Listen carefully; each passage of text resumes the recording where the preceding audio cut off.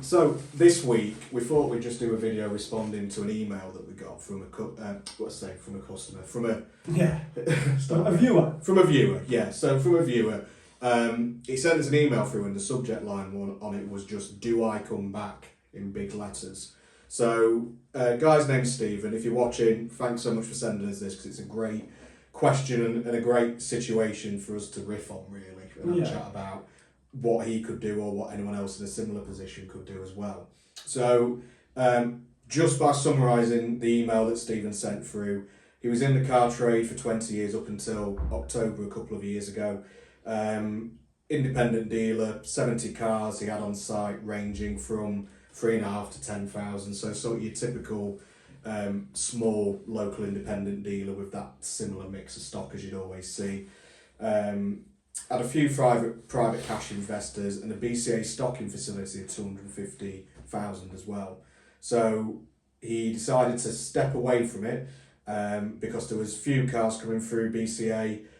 He was getting fed up of the Mickey Mouse reports, as he calls them, from BCA as well. Just saying that the appraisals weren't correct where they should be, and that BCA customer service could have been better. And also saying that he got fed up with subprime finance companies as well. So like your car finance, 24/7s, those lots that are looking for nice cars, but then we get those mystery customers basically who are introduced, who then keep coming back with warranty problems. I think what you said, the subprime customers are the ones that can't afford the car. Actually, it's not car finance 24/7. It's more money bar. Yeah. And they're charging them like bloody 20%, ridiculous rates. Because they've not been able to get approved from anyone else. And then I'm assuming it means that, them type of customers, they haven't got the funds to run the car. Yeah. And then you're dealing with... They become the headaches. So he's now in property development. This is the best, it's a long email. He said this is the best summary we can do. Now in property development, he's got a cash pot available, but he's working a part-time job at £500 a week just to cover his day-to-day running of his house and etc. But he's thinking about giving it another go. So it's basically, what advice would we give him in our position, and any tips maybe that we have for should he do it, should he not do it as well? There's a lot to go through in this one. Yeah. So what would you do in my position? Give it another go. What would you do differently? Yeah. And then he's 49, currently working as a wage slave, £500. Is that like this is really funny. My wife summed it up the other night to me. She said, you're like a doctor that's working at Asda, which is, I suppose it's true, isn't it? Because you can earn good money with this job. That's the thing, isn't it? It's like he's got 20 years experience there. You're a seasoned expert in the motor trade, really, by that point, aren't you? And you obviously know what you're doing in the trade by just the way that you've written that email out, because there's a lot of knowledge in there that... Yeah, there is, He's a seasoned pro. Exactly, yeah. It's not like we've got a new starter coming in. Yeah, the reason I like this email is because, I went to Colombia, I came back, I was jet-lagged, I'd had no sleep. Well, I'd had broken, because I was on a flipping an expedition in Colombia. I wasn't like flipping on the beach tanning it up. And I came back last week, and I was knackered. I was jet lagged. I was out of sorts. I needed to catch up on my sleep, and I felt like he felt when he gave this up a few years ago. I know exactly how he felt this week. I feel okay because I've had my sleep. Been exercising, eating well. Back into the game. My head's back in the game now. So I fully understand where he comes from, with why he gave it up. Because sometimes in this job, everything can get on top of you. Yeah. Especially with that stocking loan, 250 grand from BCA as well. I would imagine would have been quite expensive with the loading fees, the interest rates. So I can see back then why he was so stressed out. I can also imagine with BCA as well that the pressure from them as a lender with the stocking loan? Or I it's don't probably quite a know. lot. I'm not saying I it's don't probably know, a lot, because I've yeah. never had one from them. But the other thing Yeah. is, then you've just got to buy your cars from BCA. I'm Yeah. assuming. Yeah. I'm assuming. You're quite tied up there with where you Yeah. can get your stock from. Yeah. So, and what he's saying there about, I give it up, and now I feel like getting back in it. Yeah. So last week when, I'm not saying I was going to give it up, but I actually You know, felt, but I was actually, I was actually at that point where I was like, bloody hell, if I just sold everything, I could have like a load of money, maybe pay off my mortgage, and then I could just go and get a job, like he said there in Asda.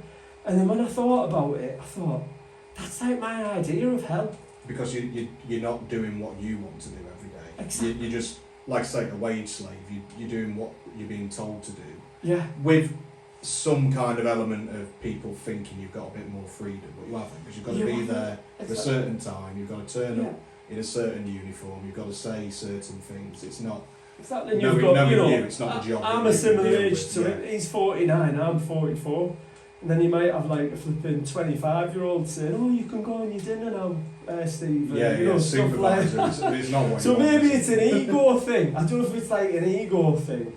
But for me, I know that if I sold everything up now, I'd be feeling exactly like him, because it was like it in COVID when we all had to stop working for a while. I just remember thinking, oh God, I'm so bored. Yeah. I am so bored. So the purpose of life is to have a purpose. So I think one of the questions he's asking there, should I get back into it? I mean, it's his decision, but if it was me, I'd be getting back into it. 100%. But I wouldn't be like, I'd start off smaller, just tippy toe back into it, instead of going, right, bang, 70 cars, get all stressed out again. Just, let's start off with 15. But another thing, like, why don't you just sell? You've got this nice big pot of money, sell what you actually like selling. Yeah. Because that was last week with me. I was looking at, like, we've got a lot of vans here now, and I'm fed up of looking at the vans. I'm sick of selling vans as well. What have we said? Like, we're going to, after the new year, we're going to start selling stuff that we like. Yeah. Which is like, you love minis. This is the thing, we've had a few people in the comments as well, actually, who, I can understand your wariness of it, definitely, about the reliability of some minis, etc. And it always comes up as, like with Super Mini UK, maybe the headache for him was the cars for customers. But the thing is, and we've said it before, if you niche into something, you know what problems to expect. You're expecting and you know where to what's get parts come. from. Yeah, exactly. And the big benefit we've got there is, because of my background in minis as main dealer experience as well, we know exactly the specs that we want. We can look at the cars. Well, you do. Well, he's learning, but I do. But yeah, we can buy the cars that we want to sell, and that's going to put us in a better position. Yeah. Because we believe in the product that we're selling. And I'm not complete. Like, this isn't a negative on the business that I'm in. We've had a really good year and everything, but and I always go back to like my time in Mallorca when I was like selling CDs. So I used to DJ on a night, and then I'd make CDs, and I'd sell them during the day around the hotels. Hotel rooms and I'd do like boat parties, and basically I had 4 CDs for sale. Right? So there was a phone party CD, like a dance anthem CD, then there was a party CD and an indie CD. Well, I'm not really into indie music and party music. I like it, if you're at a disco. Yeah. But I loved dance music and the phone party. And when I was out selling the CDs and I loved what I was selling, you could sell more of those too, because they'd fly out. The phone party and dance CDs, everyone would have them, they'd just fly out. And the party ones and the indie ones, this is just an example, I wouldn't sell as many of them.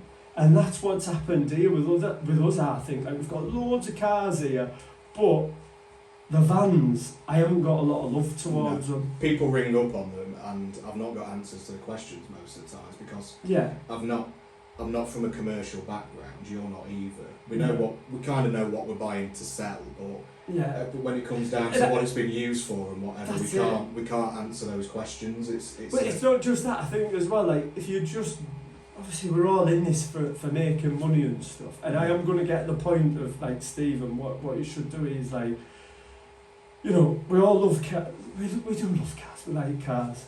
But if you're selling stuff that you don't like, you're not going to sell it.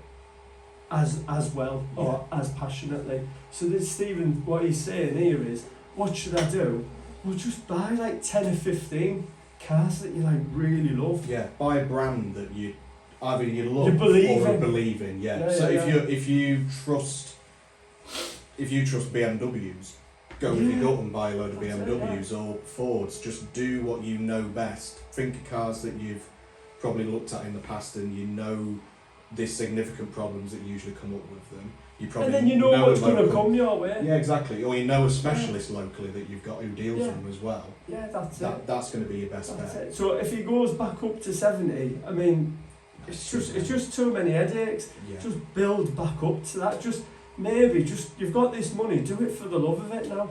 You know, because you're still going to earn, even if you're earning 500 quid a week, but you're doing something that you enjoy, that's far better than anything. Than working in Asda. And even if it means that with that, I don't know if he's actually working at Asda, etc., he said there, but even if it's doing the dog work during the week, maybe part-time where you just get the cars that you want ready, do 5 or 6 after Christmas, see how you get on with it, and then think, right, I'll go out and buy 10 if you're successful with it, and just keep building up.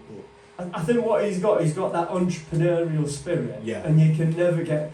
That's why, in my head, I know that I'll probably never retire because I'm always looking for a deal or Always looking on the for move, something to do. I've always got a ridiculous idea in my head, Yeah. you know. And sometimes it can get you down, and then other times you're up there, it's like, oh, I've cracked it. But in life, you never really crack it. You've just got to have that purpose. Yeah. To you know, it's a game, isn't it? It goes back to that. We had that conversation, that question about why people fail in the motor trade as well, which is, again, if you look at problems that we've had that have been in a lot of the trader videos we've done on the Sunday, the warranty work, we had that period the other month where it was literally every day there was a new warranty problem. It was getting us down, wasn't it? We came in every day and it was like, what the fuck are we going to have to deal with today? And both of us could have quite easily, I could have gone to you, now I've had enough of this, I'm going to get a job somewhere else or whatever. But no, you stick it out because you know it's not always going to be like this. We can see there's going to be a light at the end of the tunnel, and once we've dealt with it head on, you feel great. But yeah. The best way to describe it is like, you know, doing a marathon, and if you hit that wall, you're like, oh my god, I feel like giving up, but you don't give up, and at the end of it, all the endorphins and serotonin kicks in, and you're on cloud 9. Believe it or not, it's a little bit like that with warranty work. Like when we got all them warranty bollocks out of our head. Yeah. Oh, I was like, this is great. We had that couple of days where the job again. The phone didn't ring with them, and everything just went down. It was like, perfect. I've sold 4 cars in the last 2 days, and I've not had any headaches. And it just makes you feel better, and it gets your confidence back, and it boosts you up again. It's like any job, it's not all going to be up. And I think that's maybe the problem with Stephen, he's give it up, thinking, oh, my life's going to be so easy when I'm just going to chill out and I'm just going to get a little part-time job. But it don't work like that because you've always got that drive in you to do it. So I think it's telling by time of year that you did this, like October 2021. Probably it's not even that long ago. No, it is exactly, but it's probably like you said, back end of that pandemic period and whatever. If that was getting you down during the pandemic, you could see probably how that affected you afterwards. Now you've had 2 years away from the game. Yeah, it's a good time to again reset your mindset, go back into it. Don't think about having the biggest pitch in the town. Yeah, exactly. Even if you just do it from home. Going to his questions here, you know, I think what's on his head as well is like, oh, what if I buy from BCM? All the reports are wrong, the cars are rubbish.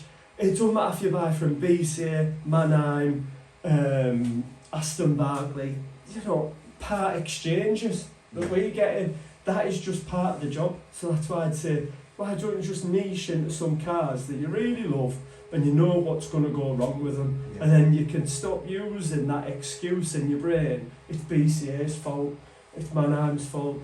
There's no car. I mean, I've been trading for 10 years, and every year at an auction for 10 years, and I bet it's went on since the start of auctions, everyone goes, cars so expensive. Oh, I can't get near a car. Oh, they're so expensive. Because everyone wants to stock again, that's why.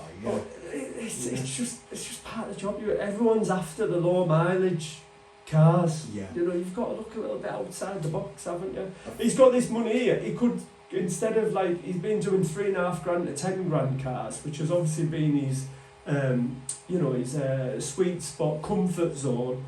Go up to the 20 grand cars, just buy 10, 20 grand cars with a good 4 or 5 grand margin across them. Yeah. Do that. I mean, there's even that. Thinking about, I've just read again in his top paragraph that he put here, Stephen, about being self-employed and an independent dealer.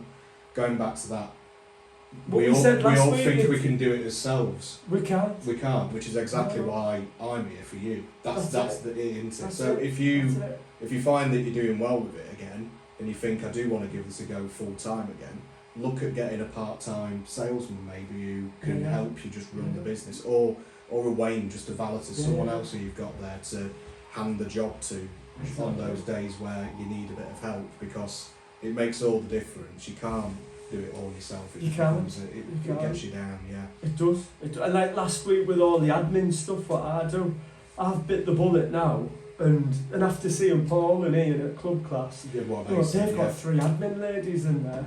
Yeah. And I have got an admin lady, but she does it from home. She comes and gets it. So I've said to Kel, look, if you can't come in, you know, I'm going to have to look for someone else. And she said, oh, look, I've got to find someone else. So tomorrow I've got 4 interviews. Perfect. But I know once we get this admin lady, that's going to free me up to look to buy better cars, or the cars that we actually want, you know, instead of making rash decisions, just buying what's there, or buying it. blind in some cases. That's it. Yeah. That's it. So I think that's as deep as we can delve into that, really, to be fair. Yeah. I think just conclusion to that really is, if you are watching this, Stephen, just think, give it a go again, niche into something that you want to do. Yeah. Maybe start small, probably don't put all your ducks into it straight away and go, I'm going to start trading again and do it full time. Just see how you get on part time maybe, and then gradually build yourself up and think, alright, this time next year when it gets to next Christmas, could I have 10 or 20 cars that I'm quite happy and quite comfortable selling? What is it, marginal gains as well? Yeah. You know, just having them little goals. But I'm sure he knows all this stuff. Exactly, yeah. He's just looking for a bit of validation. I think that's it. I think, you know, listening to him, he's going to always have that entrepreneurial spirit.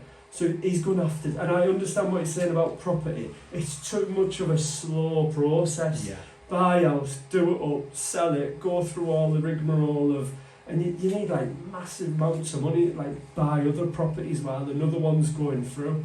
So that's the beauty of cars, it's quick, you know, you can turn them over quite quickly. Yeah. So yeah, if it was me, I'd go back into cars, definitely. Don't be put off by it, just don't go all in feet first and just think, how can I do this to make it work better for you? You learn from your mistakes. Exactly, yeah. You know, you'll do it differently this time and you'll be even better at it, I'm sure. Yeah, definitely. So yeah, good luck, Stephen. Good luck, Stephen. Yeah, Thanks you. for great questions, mate. Cheers.